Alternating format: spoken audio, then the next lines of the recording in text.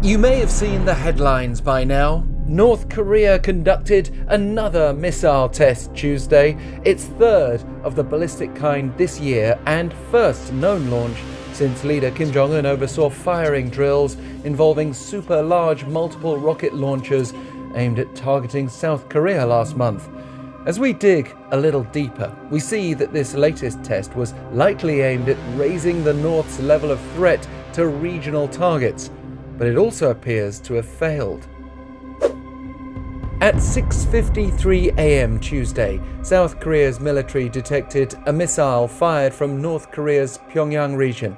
It was initially presumed to be a conventional intermediate-range-ballistic-missile, or IRBM, although closer assessment has indicated it may have been a hypersonic-missile. Whatever the case, the view is that the launch may not have gone according to plan because it only flew for 10 minutes before landing off North Korea's northeast coast. Another theory shared by NK News is that the relatively short time could indicate that this was a test of a hypersonic maneuverable controlled warhead, particularly as South Korea and Japan had different assessments of the missile's flight time, and they may have had detection issues. Regardless, the launch was seen as a severe threat to peace on the Korean Peninsula, according to South Korea's Joint Chiefs of Staff.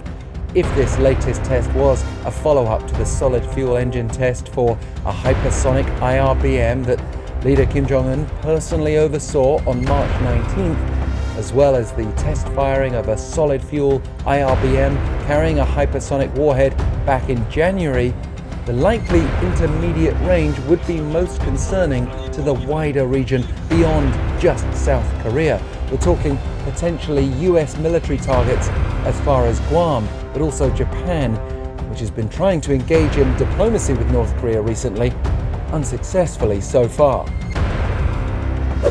But what we can say, this had nothing to do with the military spy satellite launch that North Korea is understood to be preparing.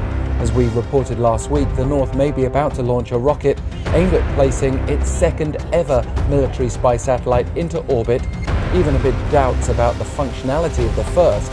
That's raised particular attention lately on launches from North Korea, and we too will be watching closely and will update you as developments unfold.